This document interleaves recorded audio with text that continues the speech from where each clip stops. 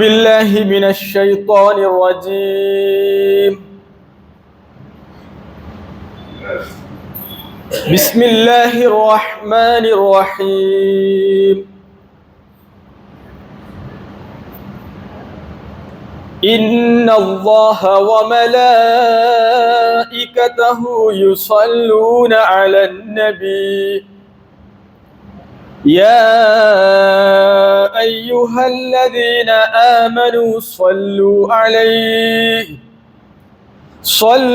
عليه وسلموا تسليما. صدق الله العظيم. ബഹുമാന്യരായ സത്യവിശ്വാസികളെ,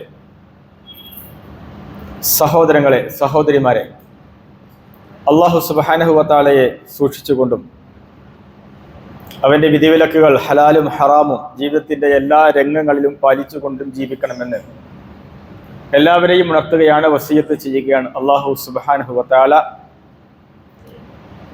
അവനെ അനുസരിച്ചുകൊണ്ട് ജീവിക്കുവാനും ഹുസ്നുൽ ഖാത്തിമ, നല്ല പര്യവസാനം നൽകി നമ്മെ അനുഗ്രഹിക്കുകയും ചെയ്യുമാറാവട്ടെ.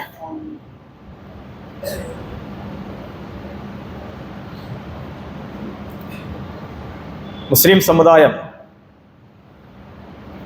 നാളെ മുതൽ പുതിയ ഒരു മാസത്തിലേക്ക് പ്രവേശിച്ചുകൊണ്ടിരിക്കുകയാണ്. റബീഉൽ അവ്വൽ മാസമാണ്.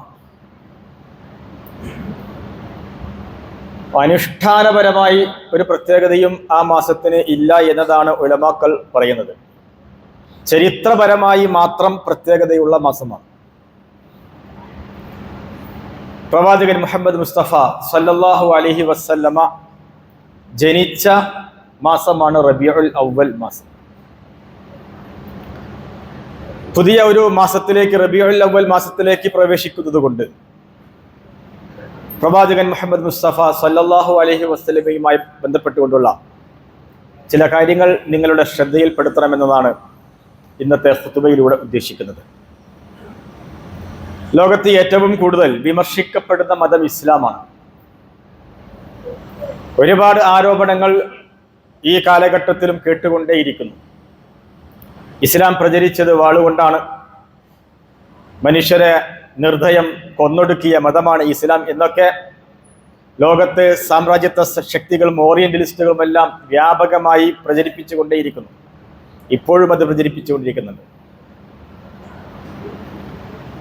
ഡോക്ടർ യൂസുഫ് അൽ ഖർളാവിയുടെ അൽ ജിഹാദു ഫിൽ ഇസ്ലാം എന്ന് പറയുന്ന ഗ്രന്ഥമുണ്ട്.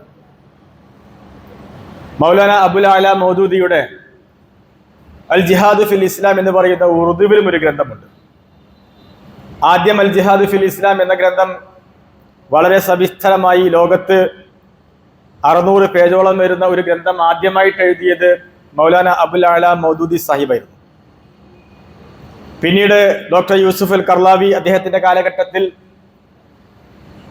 അൽ ജിഹാദ് ഫിൽ ഇസ്ലാം എന്ന് പറയുന്ന ഗ്രന്ഥം അദ്ദേഹവും എഴുതി. അദ്ദേഹം ആ ഗ്രന്ഥം എഴുതുമ്പോൾ മൗലാന അബുൽ അല മൗദൂദിയുടെ ഉറുദുവിലുള്ള ആ ഗ്രന്ഥം അറബിയിലേക്ക് പരിഭാഷപ്പെടുത്തിയിട്ടുണ്ടായിരുന്നു. ആ ഗ്രന്ഥത്തെയും അവലംബിച്ചുകൊണ്ടാണ് എഴുതിയത് എന്ന് ഖർളാവിയുടെ ഗ്രന്ഥം പരിശോധിച്ച് നോക്കുമ്പോൾ മനസ്സിലാക്കാൻ കഴിയും. ആ ഗ്രന്ഥത്തിൽ ഡോക്ടർ യൂസുഫ് അൽ ഖർളാവി ഇസ്ലാം പ്രചരിച്ചത് വാളുകൊണ്ടാണ് എന്ന് വളരെ കർശനമായിട്ട് അതിനെ കൈകാര്യം ചെയ്യുന്നുണ്ട്. ഇസ്ലാം വാളുകൊണ്ടല്ല പ്രചരിച്ചത്, ഇസ്ലാം തൂലിക കൊണ്ടാണ് പ്രചരിച്ചത്. ദഅവത്തിലൂടെയാണ് ഇസ്ലാം പ്രചരിച്ചത്, പേന കൊണ്ടാണ് ഇസ്ലാം പ്രചരിച്ചത്. പരിശുദ്ധ ഖുർആനിൽ ഒരിക്കലും എവിടെയും അറബികൾക്ക് ഏറ്റവും സുപരിചിതമായ സൈഫ് എന്ന പദം എവിടെയും ഖുർആനിലില്ല. എന്നാൽ അറബികൾക്ക് അപരിചിതമായ ഒരുപാട് പദങ്ങൾ അന്ന് ഖുർആനിലുണ്ടായിരുന്നു. ഇപ്പോഴും ആ പദങ്ങളുണ്ട്. പക്ഷേ പരിചിതമായ പദമാണ് വാള്. അറബികൾ എപ്പോഴും കൂടെ കൊണ്ട് നടന്നിരുന്ന ഒരു വസ്തുവാണ് വാള്. ആ വാളിനെ സംബന്ധിച്ച് സൈഫ് എന്ന പദം പരിശുദ്ധ ഖുർആനിൽ എവിടെയും ഇല്ല. എന്നാൽ അറബികൾക്ക് എഴുതാനും വായിക്കാനും വളരെ പ്രയാസമായിരുന്നു. പേന അവർ പലപ്പോഴും കാണാത്ത സാധനമാണ്. പക്ഷെ പരിശുദ്ധ ഖുർആനിൽ ഒരു അധ്യായത്തിന്റെ പേര് തന്നെ അൽ ഖലം എന്നാണ്.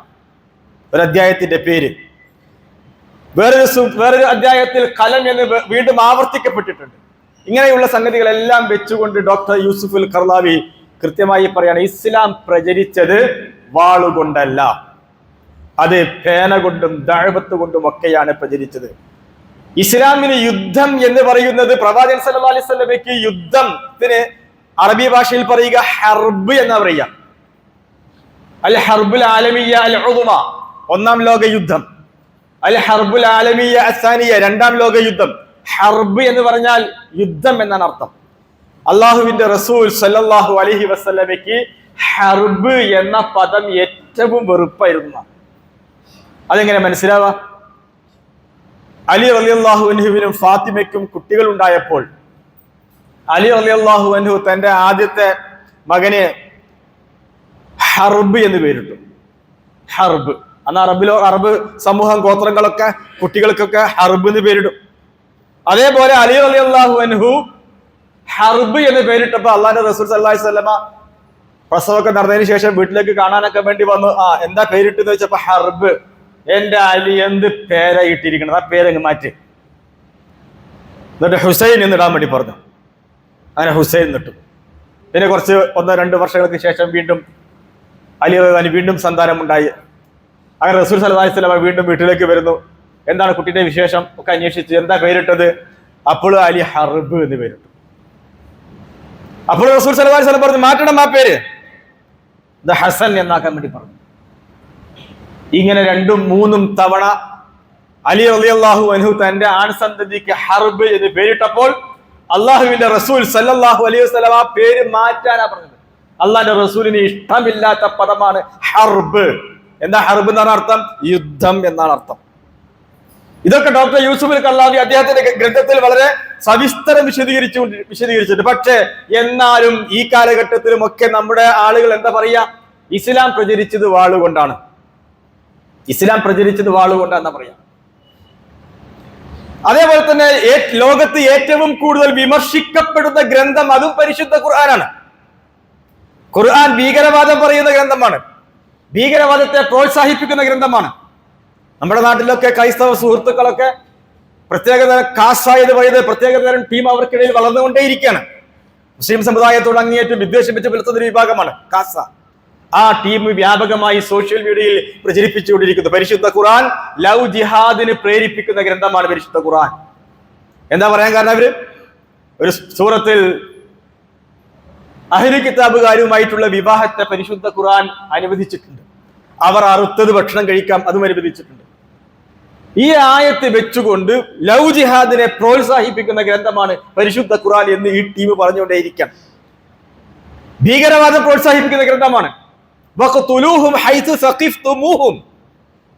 നിങ്ങൾ ശത്രുക്കളെ എവിടെ കണ്ട, യുദ്ധം നടക്കുമ്പോഴാണ്, അത് അവർ പറയില്ല, വ്യാഖ്യാനിക്ക അവർ അർത്ഥം പറയാ, നിങ്ങൾ എവിടെ കണ്ടാലും ശത്രുക്കളെ കൊല്ലണം, ഇസ്ലാമിന്റെ ശത്രുക്കളെ കൊല്ലണം. ഈ ആയത്ത് ഖുർആനിലുണ്ട്. ഇത് ഭീകരവാദത്തിന്റെ ഗ്രന്ഥമാണ്. ഇങ്ങനെയെല്ലാമാണ് പ്രചരിപ്പിച്ചുകൊണ്ടിരിക്കുന്നത്.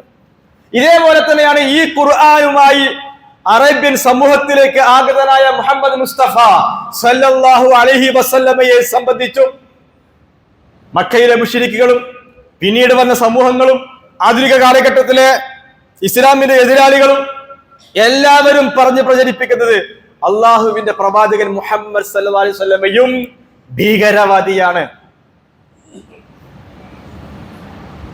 അദ്ദേഹം ഒരുപാട് സ്ത്രീകളെ കല്യാണം കഴിച്ചവനാണ്. അങ്ങനെ തുടങ്ങുന്ന പല പല ആരോപണങ്ങളുമുണ്ട്. എന്ന് വെച്ചാൽ ലോകത്ത് ഇന്നും ഏറ്റവും കൂടുതൽ വിമർശിക്കപ്പെടുന്ന പ്രവാചകൻ മുഹമ്മദ് മുസ്തഫ സല്ലല്ലാഹു അലൈഹി വസല്ലമയാണ്. ഒരു പ്രവാചകൻ എന്ന നിലയ്ക്ക് മുഹമ്മദ് നബി അല്ലാതെ ലോകത്ത് ഇന്ന് വേറെ ഒരു മതത്തിന്റെ വ്യക്തിയും കല്ലെറിയപ്പെടുന്നില്ല. അത് പ്രവാചകൻ മുഹമ്മദ് മുസ്തഫ സല്ലല്ലാഹു അലൈഹി വസല്ലമ മാത്രമാണ്. അതിന്റെ അർത്ഥം എന്താണ്? പ്രവാചകൻ മുഹമ്മദ് മുസ്തഫ സല്ലല്ലാഹു അലൈഹി വസല്ലമ ഈ കാലഘട്ടത്തിലെയും പ്രവാചകനാണ് എന്നാണ്. ഇന്നും പ്രവാചകനെ കല്ലെറിയുമ്പോൾ അതാണ് അത് അടിവരയിടുന്നത്. ഇന്നും ലോകത്തിന്റെ പ്രവാചകനാണ് മുഹമ്മദ് മുസ്തഫ സല്ലല്ലാഹു അലൈഹി വസല്ലം. ഈ കല്ലേറ് തുടങ്ങിയിട്ട് 1400 വർഷം കഴിഞ്ഞു. ഈ കല്ലേറ് തുടങ്ങിയിട്ട് അഹ്ലു കിതാബുകാരാണ് ഏറ്റവും കൂടുതൽ മുമ്പിലുള്ളത്. അവർ അവരുടെ വളർത്തുനായക്ക് മുഹമ്മദ് എന്ന് പേര് പോലും അവർ ഇടുന്നു. മുഹമ്മദ് പ്രവാചകനുള്ള ദേഷ്യം കാരണം നായനെ ചങ്ങല പിടിച്ചു കൊണ്ടുപോകുമ്പോ യാ മുഹമ്മദ് താൽ താൽ, അറബ് ക്രിസ്ത്യാനികൾ നായക്ക് പേര് മുഹമ്മദ് എന്ന് പേരിടുക. ഇത്ര മാത്രം വിദ്വേഷം വെച്ച് പുലർത്തുന്നത് കാണുവാൻ സാധിക്കും. ക്രൈസ്തവർ ഭൂരിപക്ഷമുള്ള ലോകരാഷ്ട്രങ്ങളിലൊക്കെ പ്രവാചകനെ സംബന്ധിച്ച് വളരെ മോശമായ കാർട്ടൂണുകൾ പ്രചരിപ്പിച്ചുകൊണ്ടിരിക്കുകയാണ്. വർഷങ്ങൾക്ക് മുമ്പൊക്കെ പലപ്പോഴും പല കാർട്ടൂണുകളും ലോകത്ത് സജീവ ചർച്ചാ വിഷയമായിട്ടുണ്ട്. പ്രവാചകനെ ഭീകരവാദത്തിന്റെ കേന്ദ്രമായി അവതരിപ്പിക്കാം, പ്രവാചകന് തലപ്പാവ് കൊടുത്ത് ആ തലപ്പാവിൽ ബോംബുകൾ വെച്ചിട്ടുള്ള കാർട്ടൂണുകളൊക്കെ പലപ്പോഴും ഡെൻമാർക്കിലും മറ്റുമൊക്കെ ഒരു കാലഘട്ടത്തിൽ വ്യാപകമായി പ്രചരിപ്പിച്ചിരുന്നു. ഞാൻ സൂചിപ്പിച്ചു വരുന്നത് ഇത് എല്ലാ കാലഘട്ടത്തിലും ഉണ്ട്, ഇപ്പോഴും ഉണ്ട്. പഴയ കാലഘട്ടത്തിലും മധ്യകാലഘട്ടത്തിലും ആധുനിക കാലഘട്ടത്തിലും എല്ലാം പ്രവാചകൻ മുഹമ്മദ് മുസ്തഫ സല്ലല്ലാഹു അലൈഹി വസല്ലമയെ കൈകാര്യം ചെയ്യുന്ന രീതി നമുക്ക് കാണുവാൻ സാധിക്കും. ഇമാം ഇബ്നു ഹജർ റഹിമഹുല്ലാഹ് അദ്ദേഹത്തിന്റെ വളരെ പ്രശസ്തമായ ഗ്രന്ഥമാണ് അദ്ദുററുൽ കാമിന. അദ്ദുററുൽ കാമിന. ഇമാം ഇബ്നു ഹജർ എല്ലാവർക്കും അറിയേണ്ട വ്യക്തിയാണ്. സഹീഹുൽ ബുഖാരി, പരിശുദ്ധ ഖുർആൻ കഴിഞ്ഞാൽ പിന്നെ ലോകത്ത് ഏറ്റവും പ്രധാനപ്പെട്ട ഗ്രന്ഥമാണ് സഹീഹുൽ ബുഖാരി. ഈ ഹദീസ് ഗ്രന്ഥത്തിന് 15 വാള്യങ്ങളോളം വരുന്ന വിശദീകരണം ഷറഹ് എഴുതിയ മഹാനായ പണ്ഡിതനാണ് ഇമാം ഇബ്നു ഹജർ അൽ അസ്ഖലാനി. അദ്ദേഹത്തിന്റെ ആ ഗ്രന്ഥമാണ്, ഹദീസ് ഗ്രന്ഥമാണ് ഫത്ഹുൽ ബാരി. 15 വാള്യങ്ങളാണുള്ളത്. ഇതേപോലെ തന്നെ ഇമാം ഇബ്നു ഹജറിന്റെ മറ്റൊരു പ്രധാനപ്പെട്ട ഗ്രന്ഥമാണ് അദ്ദുററുൽ കാമിന. ഈ അദ്ദുററുൽ കാമിന എന്ന് പറയുന്ന ഈ ഗ്രന്ഥത്തിൽ ഇമാം ഇബ്നു ഹജർ ഒരു പ്രത്യേക സംഭവം എടുത്തുദ്ധരിച്ചിട്ടുണ്ട്. മംഗോളിയൻ കാലഘട്ടത്തിലെ ഭരണാധികാരി ഹലാക്കു ഖാൻ, അദ്ദേഹത്തിന്റെ ഭാര്യ ലഫർ ഖാത്തൂൻ ക്രിസ്ത്യാനിയായ ഭാര്യയാണ്. ഈ ക്രിസ്ത്യാനിയായ ഭാര്യയുടെ സമ്മർദ്ദപ്രകാരം മംഗോളിയൻ രാജാവ് ഹലാക്കു ഖാൻ എന്ന് പറയുന്ന പ്രത്യേക മതമൊന്നുമില്ലാത്ത ഈ ചങ്ങാതി, ഈ വ്യക്തി മംഗോളിയയിൽ 40,000-ലേറെ ആളുകൾ ഒരുമിച്ച് കൂടുന്ന ഒരു മൈതാനത്ത് വെച്ച് ക്രൈസ്തവ മിഷനറി സംഘത്തിന് അവരുടെ സുവിശേഷ പ്രസംഗത്തിന് ചാൻസ് കൊടുത്തു. 40,000-ലധികം ആളുകൾ ഒരുമിച്ച് കൂടിയിരിക്കണം. ഈ സന്ദർഭത്തിൽ സുവിശേഷകൻ പ്രസംഗത്തിനിടയിൽ പ്രവാചകൻ മുഹമ്മദ് മുസ്തഫ സല്ലല്ലാഹു അലൈഹി വസല്ലമയെ അസഭ്യം പറയാൻ തുടങ്ങി. വേണ്ടാത്ത വാക്കുകളൊക്കെ ഉപയോഗിച്ച് വർത്തമാനങ്ങൾ പറയാൻ തുടങ്ങിയപ്പോൾ ആ സ്റ്റേജിന്റെ തൊട്ടപ്പുറത്തുള്ള ഒരു വീട്ടിൽ കൂട്ടിൽ ഒരു പട്ടി ഉണ്ടായിരുന്നു. പട്ടി, വേട്ടപ്പട്ടിയാണ്. ആ വേട്ടപ്പട്ടി കൂട് തട്ടി മാറ്റിയിട്ട് ഇയാളുടെ നേരെ വന്ന് കുരച്ച് ശബ്ദമുണ്ടാക്കി. ആളുകൾ എല്ലാവരും കൂടി ആ വേട്ടപ്പട്ടിയെ വീണ്ടും ആ കൂട്ടിലേക്ക് തന്നെ ബന്ധിച്ചു. ഇത് കണ്ട ചില ആളുകൾ പറഞ്ഞു, ഈ ചങ്ങാതിയെ, ഈ സുവിശേഷകനെ നായ വന്ന് അദ്ദേഹത്തിന്റെ മുന്നിൽ ഇത് കുരയ്ക്കുന്നതിന്റെ കാരണമായിട്ട് പറഞ്ഞത് ഫഖാല അഹദുൽ ഹാദിരീൻ ഹാദാ ബിസബബി കലാമിക ഫി ഹഖ് മുഹമ്മദ് സല്ലല്ലാഹു അലൈഹി വസല്ലം. അത് പ്രവാചകൻ മുഹമ്മദ് നബിയെ വേണ്ടാത്തതൊക്കെ പറഞ്ഞിട്ടാണ് ആ നായ വന്നിട്ട് അദ്ദേഹത്തിന് മുമ്പിൽ കുരച്ചത് എന്ന് പറഞ്ഞു. അപ്പൊ ഈ സുവിശേഷകൻ പറഞ്ഞു ഫഖാല സ്വലീബി, കല്ല, അതല്ല സംഭവം. ബൽ ഹാദൽ കൽബു അസീസുൻ നഫ്സ്. ഈ നായ വല്ലാത്ത ഒരു അസീസുൻ നഫ്സ്, ഒരു പ്രത്യേകമായൊരു ഗൗരവമുള്ള ഒരു നായയാണ്, ആത്മാഭിമാനമൊക്കെ ഉള്ളൊരു നായയാണ്. റആനി ഉശീറു ബിയദി ഫളന്ന അന്നി ഉരീദു ലർബഹു. ഞാനിങ്ങനെ പ്രസംഗിക്കുമ്പോ കയ്യൊക്കെ ഇങ്ങനെ ആക്കി ഇങ്ങനെ പ്രസംഗിച്ചപ്പോ നായ കരുതി നായയെ അടിക്കാൻ വേണ്ടിയിട്ട് എന്തോ ഉദ്ദേശിച്ചതാണ്. നായ കരുതിയിട്ടാണ് നായ കുരച്ചത് എന്റെ മുന്നിലേക്ക് നിന്ന് ആ കൂട് പൊളിച്ച് എന്നിലേക്ക് വന്നത് എന്ന് ഈ സുവിശേഷം പറഞ്ഞു. അങ്ങനെ അദ്ദേഹം തന്റെ പ്രസംഗം വീണ്ടും തുടർന്നു. പ്രവാചകരെ വീണ്ടും തെറി പറയാൻ തുടങ്ങി, ആക്ഷേപിക്കുവാൻ തുടങ്ങി. ആ സന്ദർഭത്തിൽ വീണ്ടും നായ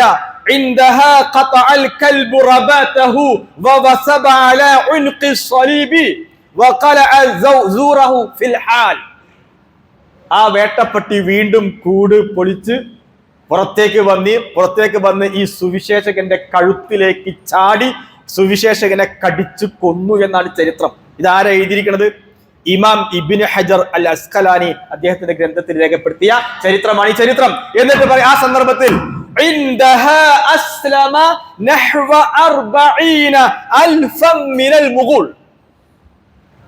ആ ഏതാനും മിനിറ്റുകൾക്കുള്ളിൽ ഈ കാഴ്ചകൾ കണ്ട 40,000-ഓളം വരുന്ന ആ സംഘം ഉടനടി ഇസ്ലാം സ്വീകരിച്ചു എന്നാണ്. ലോകത്ത് ഇങ്ങനൊരു ഇസ്ലാം സ്വീകരണം അപൂർവമായിട്ടേ ഉണ്ടായിട്ടുള്ളൂ. 2 സന്ദർഭങ്ങളിൽ ഉണ്ടായിട്ടുണ്ട്. ഒന്ന്, 1,40,000 ആളുകൾ ഒറ്റയടിക്ക് ഇസ്ലാം സ്വീകരിച്ചതും മംഗോളിയയിലാണ്, താർത്താരിയുടെ കാലഘട്ടത്തിലാണ്. രണ്ടാമത്തത് ഈ സംഭവമാണ്, ഇത്രയധികം ആളുകൾ ഇസ്ലാം സ്വീകരിച്ച സംഭവം. ഞാൻ സൂചിപ്പിക്കുന്നത് പ്രവാചകൻ സല്ലല്ലാഹു അലൈഹി വസല്ലമയെ പഴയ കാലഘട്ടങ്ങളിലും ആധുനിക കാലഘട്ടത്തിലും എല്ലാവരും കൈകാര്യം ചെയ്തുകൊണ്ടിരിക്കുകയാണ്, അസഭ്യം പറഞ്ഞുകൊണ്ടേയിരിക്കുകയാണ്. അതിൽ അഹ്ലി കിതാബുകാർ ഏറ്റവും കൂടുതൽ മുമ്പിലാണ്.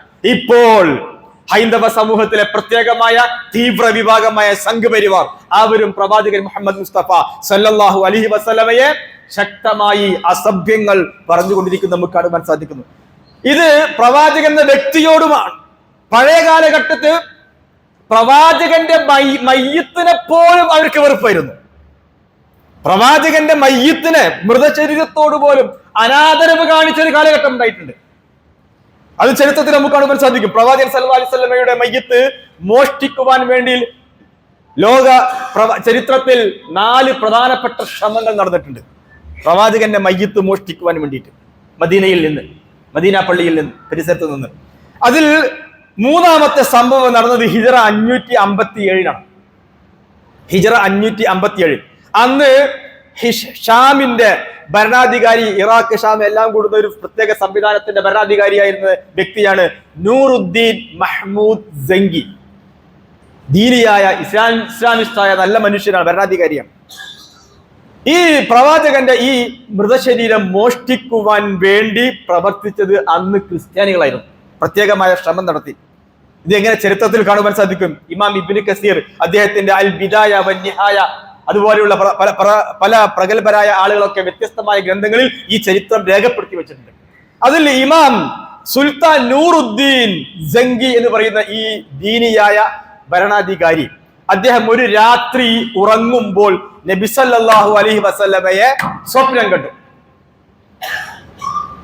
നബി സല്ലല്ലാഹു അലൈഹി വസല്ലമ നൂറുദ്ദീൻ ജംഗിയോട് പറയാണ്, 2 വെള്ള നിറമുള്ള ആളുകളിലേക്ക് കൈ ചൂണ്ടിയിട്ട് പറയാണ്, എന്നെ രക്ഷിക്കൂ, എന്നെ രക്ഷിക്കൂ, ഈ 2 പേരിൽ നിന്ന് എന്നെ രക്ഷിക്കൂ എന്ന് റസൂൽ സല്ലല്ലാഹു അലൈഹി വസല്ലമ പറയാണ്. ഇത് നൂറുദ്ദീൻ ജംഗി സ്വപ്നം കാണുകയാണ്. പരിഭ്രാന്തനായ ഈ രാജാവ് ഉണർന്നു.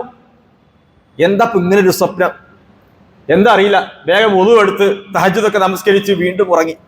വീണ്ടും അതേ സ്വപ്നം വീണ്ടും കണ്ടു. വീണ്ടും എഴുന്നേറ്റ് വീണ്ടും വുളു എടുത്ത് നമസ്കരിച്ചു, വീണ്ടും ഉറങ്ങി. 3ാം തവണയും ഇതേ സ്വപ്നം കണ്ടപ്പോൾ അദ്ദേഹം എഴുന്നേറ്റ്, ഇനി ഉറക്കമില്ല, ഇനി ഉറക്കമില്ല എന്ന് പറഞ്ഞുകൊണ്ട് അദ്ദേഹത്തിന്റെ മന്ത്രിയായിരുന്ന ജമാലുദ്ദീൻ അൽ മൗസിലി എന്ന വ്യക്തിയെ വിളിച്ച് കാര്യങ്ങൾ രാത്രി തന്നെ വിളിച്ച് കാര്യങ്ങൾ പറഞ്ഞു. താൻ കണ്ട സ്വപ്നത്തെ പറ്റി പറഞ്ഞു. അപ്പോ മന്ത്രി പറഞ്ഞു, ഇനി എന്തിനാ നമ്മൾ ഇവിടെ ഇരിക്കുന്നത്, നമുക്ക് വേഗം പോവാം. അങ്ങനെ അദ്ദേഹം ഷാമിൽ നിന്ന് മദീനയിലേക്ക് പോവുകയാണ്. മദീനയിൽ എത്തി. പിറ്റേ ദിവസം ജുമാ ദിവസമാണ്. ജുമാ ദിവസം നമസ്കാരത്തിനായി പള്ളിയിൽ ഒരുമിച്ച് കൂടിയ ജനങ്ങളോട് ഈ മന്ത്രി പറഞ്ഞു, മദീനയിൽ സുൽത്താൻ നൂറുദ്ദീൻ ജംഗി എത്തിയിട്ടുണ്ട്, നിങ്ങളൊക്കെ കാണാൻ വേണ്ടി വന്നതാണ്, പ്രവാചകന്റെ ഖബർ സിയാറത്ത് ചെയ്യാൻ വേണ്ടി വന്നതാണ്, നിങ്ങൾക്ക് ഹദിയ നൽകാനൊക്കെ അദ്ദേഹം ഉദ്ദേശിക്കുന്നുണ്ട് എന്ന് പറഞ്ഞു. അങ്ങനെ ജുമാ നമസ്കാരം കഴിഞ്ഞു. എല്ലാ ആളുകളെയും ഓരോരുത്തരെയും പേര് പറയണമെന്ന് പറഞ്ഞു. അങ്ങനെ സുൽത്താൻ ഓരോരുത്തരെ പള്ളിയിൽ കൂടിയ ഏതാനും ചില ആളുകളൊക്കെ വിളിച്ചു വരുത്തി പേരൊക്കെ ചോദിച്ചു. ഓരോരുത്തരും ഇങ്ങനെ പരിചയപ്പെടുകയാണ്. അപ്പോൾ സ്വപ്നത്തിൽ കണ്ട ആ വെള്ള വസ്ത്രം ധരിച്ച 2 ആ മുഖമൊക്കെ ഏകദേശം ധാരണയുണ്ട്. ആ ആളുകളാണോ എന്നിങ്ങനെ ഉറപ്പുവരുത്തി. പക്ഷെ ഒരാളെയും ആ കൂട്ടത്തിൽ കണ്ടില്ല. ആ രൂപം കാണാൻ കഴിയാതെ വന്നപ്പോൾ എല്ലാവരും പോയതിനു ശേഷം ആർക്കെങ്കിലും ഇനി ദാനം ഹദിയ ലഭിക്കാനുണ്ടോ എന്ന് ചോദിച്ചു. അവർ പറഞ്ഞു, ഇല്ല, എല്ലാവർക്കും കിട്ടിയിട്ടുണ്ട് എന്ന് പറഞ്ഞു. അദ്ദേഹം വീണ്ടും ചോദിച്ചു. സുൽത്താൻ നൂറുദ്ദീൻ ജംഗി വീണ്ടും ചോദിച്ചു, നിങ്ങൾ നന്നായി ആലോചിച്ചിട്ട് പറ, ഇനി ആരെങ്കിലും ഹദിയ വാങ്ങാനുണ്ടോ എന്ന് ചോദിച്ചപ്പോൾ അവർ പറഞ്ഞു, മൊറോക്കോയിൽ നിന്ന് വന്ന 2 പേർ മാത്രം ബാക്കിയുണ്ട് എന്ന് പറഞ്ഞു. 2 പേർ ബാക്കിയുണ്ട്.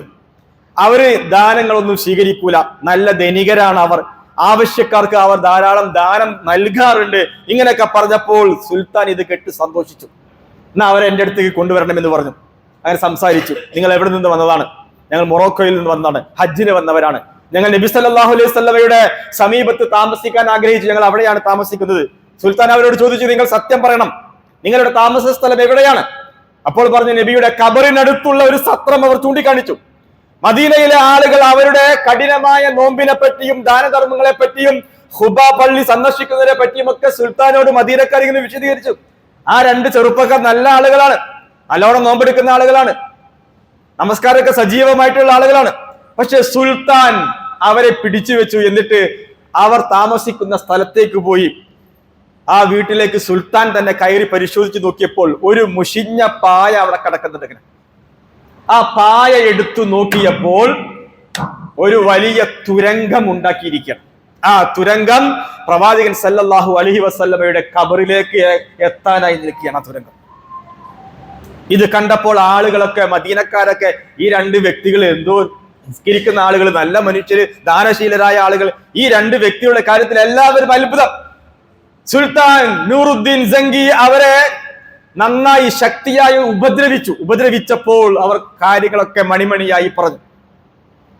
ഞങ്ങൾ ഇങ്ങനെ ഹജ്ജിന് വന്ന ആളുകളുടെ കൂടെ ഞങ്ങളും വന്നതാണ്, ഞങ്ങളെ അവിടുത്തെ ചില പ്രധാനപ്പെട്ട ആളുകൾ പറഞ്ഞയച്ചതാണ്, പ്രവാചകൻ മുഹമ്മദ് നബിയുടെ മൃതദേഹം കട്ടുകൊണ്ടുവരാൻ വേണ്ടി പറഞ്ഞയച്ചതാണ്, ഞങ്ങൾക്കതിന് വലിയ തുക അവർ വാഗ്ദാനം ചെയ്തിട്ടുണ്ട്, അതനുസരിച്ചാണ് ഞങ്ങൾ വന്നത് എന്ന് പറഞ്ഞ് അവസാനം സുൽത്താൻ നൂറുദ്ദീൻ സങ്കി അവരെ പിടിച്ച് അവരെ ശിക്ഷ നടപ്പിലാക്കി എന്ന് ചരിത്രത്തിൽ കാണുവാൻ സാധിക്കുന്നു. ഇത് അതിനുശേഷമാണ് പിന്നീട് ആ ഖബറിന്റെ ഏതാനും ഭാര അപ്പുറത്തേക്ക് പ്രത്യേകമായ ഈയമൊക്കെ ഒരുക്കിക്കൊണ്ട് പ്രത്യേകമായ മതിൽ സംവിധാനമൊക്കെ ഉണ്ടാക്കിയെന്നൊക്കെ ചരിത്രത്തിൽ കാണുവാൻ സാധിക്കുന്നു. ഇത് ഇമാം ഇബ്നു കസീർ അദ്ദേഹത്തിന്റെ അൽ ബിദായ വൻ നിഹായ എന്ന് പറയുന്ന ഗ്രന്ഥത്തിൽ രേഖപ്പെടുത്തി വെച്ചത് നമുക്ക് കാണുവാൻ സാധിക്കുന്നു. പ്രിയമുള്ള സഹോദരങ്ങളെ, സഹോദരിമാരെ, പ്രവാചകൻ മുഹമ്മദ് മുസ്തഫ സല്ലല്ലാഹു അലൈഹി വസല്ലമയോട് ലോകം കാണിച്ചത് ഇങ്ങനെയൊക്കെയാണ്. ഇതര മതവിഭാഗങ്ങൾ പ്രവാചകനോട് കാണിച്ചത് ഇങ്ങനെയൊക്കെയാണ്. ഇവിടെയാണ് പ്രവാചകൻ സല്ലല്ലാഹു അലൈഹി വസല്ലമയുടെ പേര് കേൾക്കുമ്പോൾ ഞാൻ നിങ്ങളും സ്വലാത്ത് ചെല്ലേണ്ടത്. സ്വലാത്ത് ചെല്ലാം. നമുക്ക് സ്വലാത്ത് ചെല്ലുക എന്നത് ഒരു രണ്ടാം തരം പരിപാടിയായി മാറിയിരിക്കുകയാണ്. പ്രത്യേകിച്ച് ജമാഅത്തെ ഇസ്ലാമിയുടെ സംവിധാനങ്ങളുള്ള, അതേപോലെ പുരോഗമന പ്രസ്ഥാനക്കാരുടെ സംവിധാനങ്ങളിലുള്ള പള്ളികളിലൊക്കെ പോകുന്ന ആളുകൾ, അവിടേക്ക് ഒരുമിച്ച് കൂടുന്ന ആളുകൾക്കൊക്കെ സ്വലാത്ത് ചെല്ലുക എന്നത് വളരെ കുറവാണ്. അത് കാലാകാലങ്ങളായിട്ട് അങ്ങനെ ശീലിപ്പിക്കപ്പെട്ടു പോന്നിട്ടുണ്ട്. പ്രവാചകന്റെ പേരിൽ സ്വലാത്ത് ചെല്ലുന്നതിൽ വളരെ പിശുക്ക് കാണിക്കുന്നവരായി മാറിയിട്ടുണ്ട്. അവരൊക്കെ പുരോഗമനക്കാരാണ്. എന്നാൽ ചില യാഥാസ്ഥിതികമായ ആളുകൾ ചൂണ്ടിക്കാണിയിട്ട് അവരാണ് സ്വലാത്ത്, അവർ സ്വലാത്ത് മഹാവാർഷികം നടത്തുന്ന ആളുകളാണ്. ഒരു കൂട്ടര് സ്വലാത്തിന്റെ പേരിൽ മഹാവാർഷിക സമ്മേളനങ്ങൾ നടത്തുമ്പോൾ മറുഭാഗത്ത് വേറൊരു കൂട്ടര് പ്രവാചകന്റെ പേര് കേട്ടാൽ പോലും സ്വലാത്ത് ചെല്ലുവാൻ പിശുക്ക് കാണിക്കുന്ന വിഭാഗമായി മാറിയിരിക്കുന്നു. ഇവിടെയാണ് ഇസ്ലാമികമായ വീക്ഷണത്തിൽ പ്രവാചകൻ മുഹമ്മദ് മുസ്തഫ സല്ലല്ലാഹു അലൈഹി വസല്ലമയുടെ പേരിൽ സ്വലാത്ത് ചൊല്ലേണ്ടതിന്റെ പ്രാധാന്യം പിറക്കാൻ പോകുന്ന റബീഉൽ അവ്വൽ മാസത്തെ മുൻനിർത്തി ഞാനും നിങ്ങളും നന്നായി മനസ്സിലാക്കേണ്ടതുണ്ട്. സ്വലാത്തിന്റെ പ്രാധാന്യം അള്ളാന്റെ റസൂൽ നമുക്ക് പഠിപ്പിക്കുന്നുണ്ട്. ചില്ലറ വർത്തമാനങ്ങളൊന്നല്ല ആ വിഷയത്തിൽ നമ്മുടെ റസൂൽ സല്ലല്ലാഹു അലൈഹി വസല്ലം പഠിപ്പിച്ചിട്ടുള്ളത്. ഇന്നല്ലാഹ വമലായികതഹു യുസല്ലൂന അലൻ നബി യാ അയ്യുഹല്ലദീന ആമനൂ സല്ലു അലൈഹി വസല്ലിമു തസ്ലീമാ. അല്ലാഹുവും മലായികത്തുകളും അവർ യുസല്ലൂന അലൻ നബി, പ്രവാചകന്റെ പേരിൽ സ്വലാത്ത് ചൊല്ലിക്കൊണ്ടിരിക്കുന്നു. ആരാ സ്വലാത്ത് ചൊല്ലുന്നത്? അല്ലാഹുവും മാലാഖമാരും പ്രവാചകന്റെ പേരിൽ സ്വലാത്ത് ചൊല്ലുന്നു. എന്നിട്ട് അല്ലാഹ് പറയാണ്, യാ അയ്യുഹല്ലദീന ആമനൂ, അല്ലയോ വിശ്വാസികളെ, സ്വല്ലു അലൈഹി വസല്ലിമു തസ്ലീമാ, നിങ്ങളും ചൊല്ലിൻ അല്ലാഹുവിന്റെ റസൂലിന്റെ പേരിൽ സ്വലാത്ത്. അല്ലാഹു സുബ്ഹാനഹു വ തആല പറയാണ്. ഇവിടെ പ്രവാചകൻ സല്ലല്ലാഹു അലൈഹി വസല്ലമ ഈ വിഷയവുമായി ബന്ധപ്പെട്ടുകൊണ്ട് ധാരാളം പ്രസ്താവനകൾ നടത്തിയിട്ടുണ്ട്. ലാ തജഅലു ബുയൂതകും ഖുബൂറ, നിങ്ങൾ നിങ്ങളുടെ വീടുകളെ ശ്മശാനമാക്കരുത്. വലാ തജഅലു ഖബരി ഈദ, നിങ്ങൾ എന്റെ ഖബറിനെ ആഘോഷ സ്ഥലവുമാക്കരുത്.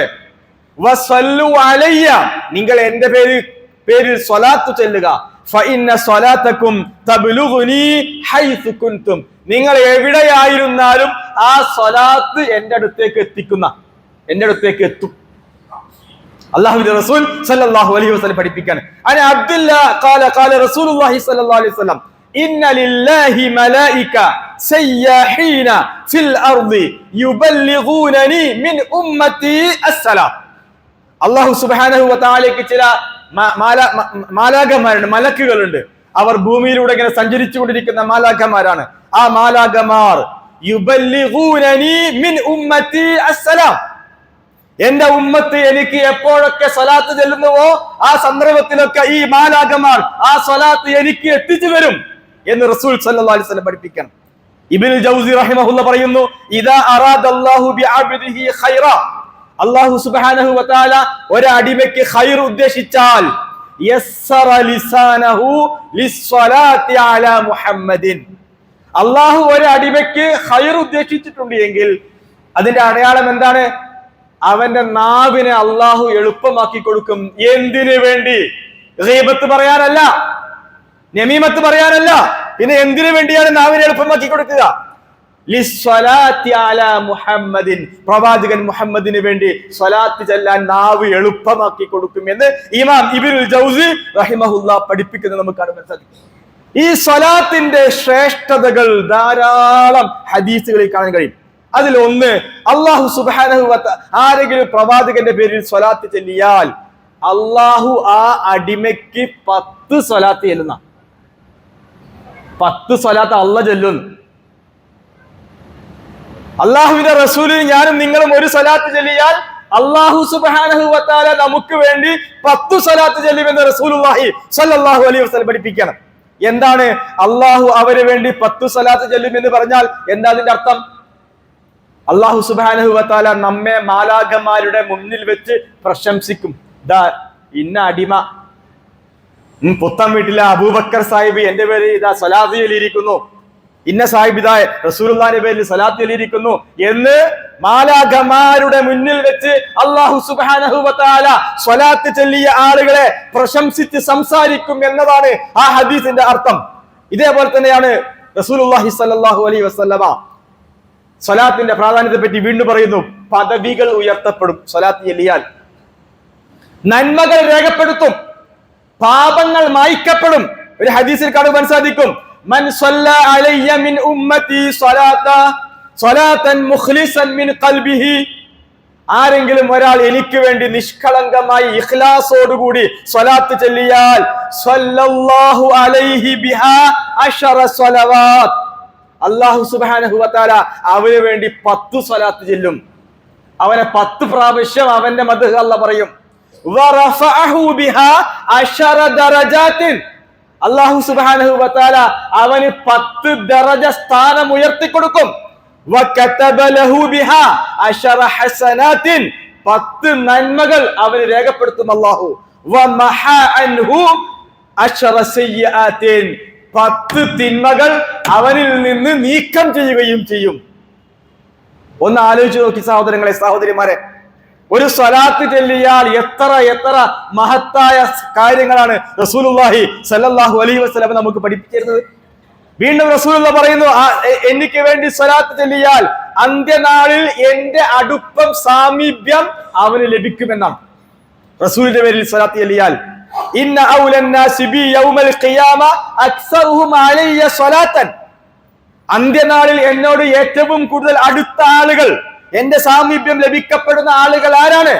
അക്സറുഹും അലയ്യ സ്വലാത്തൻ, എന്റെ പേരിൽ ഏറ്റവും കൂടുതൽ സ്വലാത്ത് ചൊല്ലിയ ആളുകളാണ്. അക്സിറു അലയ്യ മിനസ് സ്വലാത്തി ഫീ കുല്ലി യൗമിൽ ജുമുഅ, നിങ്ങൾ എല്ലാ വെള്ളിയാഴ്ച ദിവസവും എന്റെ പേരിൽ സ്വലാത്ത് വർദ്ധിപ്പിക്കണം. ഫഇന്ന സ്വലാത്ത ഉമ്മത്തി തുറദു അലാ ഫീ കുല്ലി യൗമി ജുമുഅ, ആ സ്വലാത്ത് എല്ലാ വെള്ളിയാഴ്ച ദിവസവും എന്റെ മുമ്പിൽ പ്രദർശിപ്പിക്കപ്പെടും. അല്ലാഹുവിന്റെ റസൂൽ പറയാണ്, ഫമൻ കാന അക്സറുഹും അലയ്യ സ്വലാത്തൻ കാന അഖ്റബുഹും മിന്നി മൻസില, എന്റെ അടുത്ത് ഏറ്റവും കൂടുതൽ സാമീപ്യം പദവി ലഭിക്കുന്ന ആളുകൾ ആരാണ്? എനിക്ക് വേണ്ടി ഏറ്റവും കൂടുതൽ സ്വലാത്ത് ചൊല്ലിയ ആളുകളാണ് എന്ന് റസൂൽ സല്ലല്ലാഹു അലൈഹി വസല്ലം പഠിപ്പിക്കാൻ. എന്തെല്ലാം ഫളായിലുകളാണ്, ശ്രേഷ്ഠതകളാണ് പഠിപ്പിച്ചിരുന്നത്. മറ്റൊരു ശ്രേഷ്ഠത പ്രാർത്ഥനയ്ക്ക് ഉത്തരം ലഭിക്കുമെന്നാണ്. പ്രാർത്ഥനയ്ക്ക് ഉത്തരം ലഭിക്കും.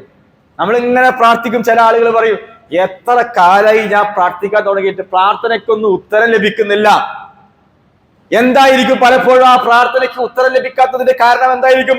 പ്രാർത്ഥിക്കുമ്പോഴും ചില മര്യാദകളൊക്കെ ഉണ്ട്, ചില ആദാബുകളുണ്ട്. പ്രാർത്ഥന സ്വീകരിക്കപ്പെടണമെങ്കിൽ അല്ലാഹുവിന്റെ റസൂൽ സല്ലല്ലാഹു അലൈഹി വസല്ലം പറയുന്നു, അദ്ദുആഉ കുല്ലുഹും മഹ്ജൂബ്, പ്രാർത്ഥനകളെല്ലാം തടയപ്പെടും, മറക്കപ്പെടും.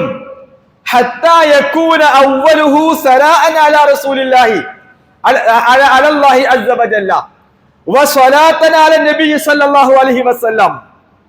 ഏതുവരെ, എപ്പോഴാണ് പ്രാർത്ഥനകൾക്കൊക്കെ പ്രാർത്ഥിച്ചിട്ട് ഫലം ലഭിക്കാതിരിക്കുന്നതിന് കാരണം എന്താണ്? ഒന്ന്, ഒരു പക്ഷേ അള്ളാഹുവിനെ സ്തുതിക്കാതെ ആയിരിക്കും പ്രാർത്ഥിച്ചിട്ടുണ്ടാവുക.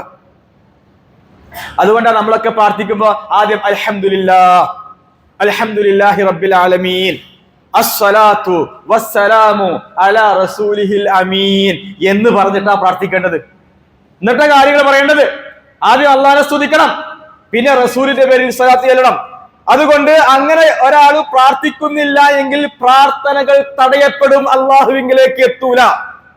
അങ്ങനെ പ്രാർത്ഥിച്ചാലോ, സ്വലാത്തും ഹംദും ഒക്കെ ചൊല്ലിക്കൊണ്ടാണ് പ്രാർത്ഥിക്കുന്നതെങ്കിൽ ഫയുസ്തജാബു ലിദുആഇഹി, അവന്റെ പ്രാർത്ഥനയ്ക്ക് ഉത്തരം ലഭിക്കപ്പെടും എന്ന് റസൂൽ സല്ലല്ലാഹു അലൈഹി വസല്ലം പഠിപ്പിക്കുന്നു. ഇതൊക്കെ നമ്മൾ ശ്രദ്ധിക്കേണ്ടതാണ്. അതേപോലെ തന്നെ പരലോകത്ത് പ്രവാചകന്റെ ശഫാഅത്ത് ലഭിക്കും.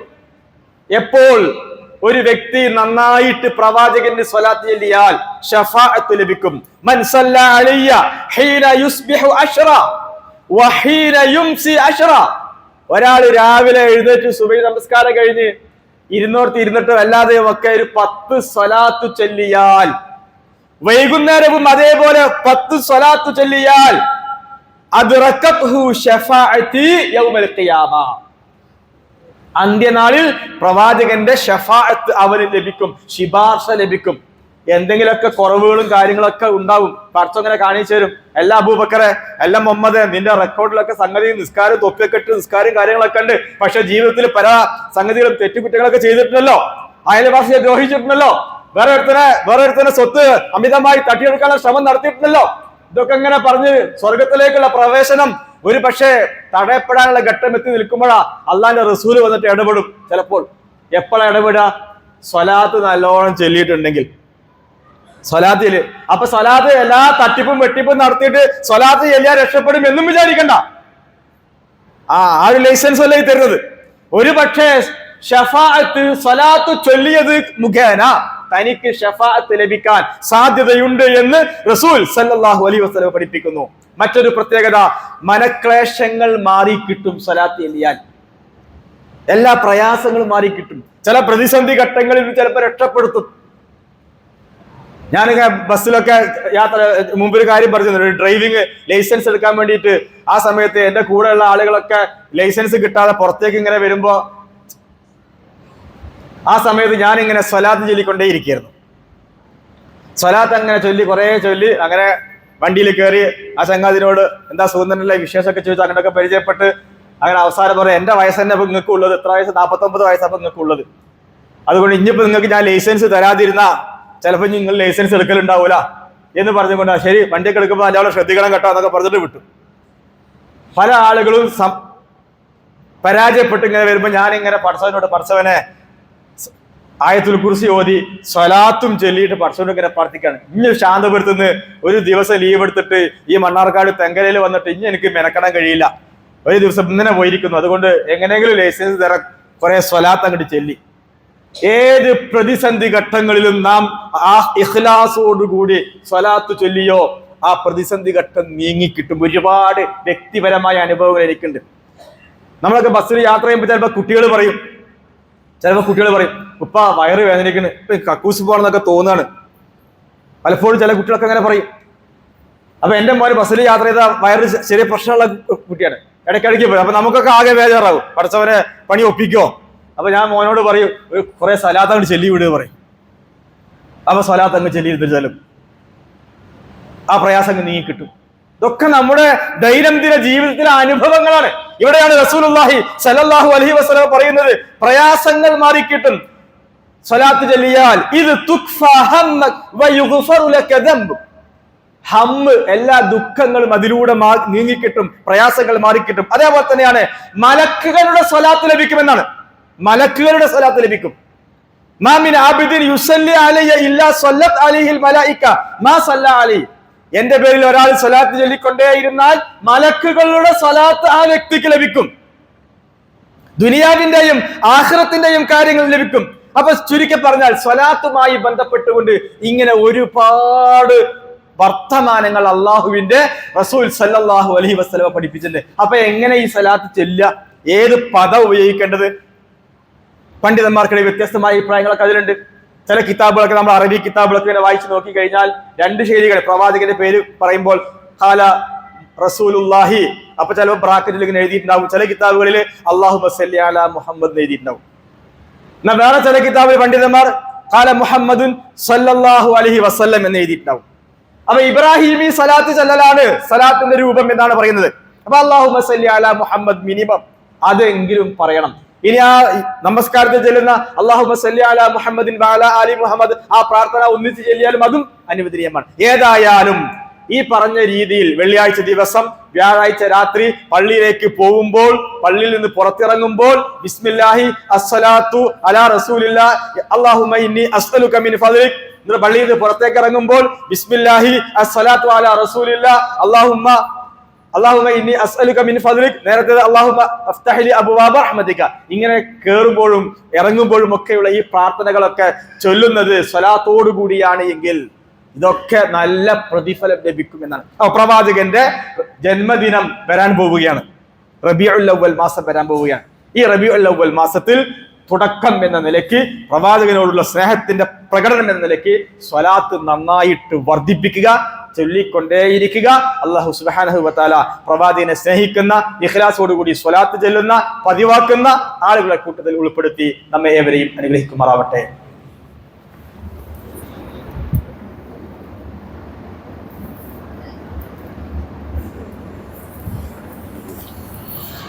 അൽഹംദുലില്ലാഹി റബ്ബിൽ ആലമീൻ അസ്സലാത്തു വസ്സലാമു അലാ റസൂലിഹിൽ അമീൻ വഅലാ ആലിഹി വസഹ്ബിഹി അജ്മഈൻ. യാ അയ്യുഹന്നാസ് ഇത്തഖുല്ലാഹ ഹഖ്ക തുഖാതിഹി വലാ തമൂതുന്ന ഇല്ലാ വഅൻതും മുസ്ലിമൂൻ. اللهم اغفر للمؤمنين والمؤمنات والمسلمين والمسلمات الأحياء منهم والأموات إنك مجيب الدعوات يا قاضي الحاجات. اللهم أجرنا من النار. اللهم أعز الإسلام والمسلمين وأذل الشرك والمشركين. اللهم انصر المسلمين في غزة يا الله. اللهم انصر المسلمين في غزة يا الله واشف مرضاهم يا الله. ربنا هب لنا من أزواجنا وذرياتنا قرة أعين وجعلنا للمتقين إماما. ربنا تقبل منا إنك أنت السميع العليم وتب علينا إنك أنت التواب الرحيم. آمين برحمتك يا أرحم الراحمين والحمد لله رب العالمين.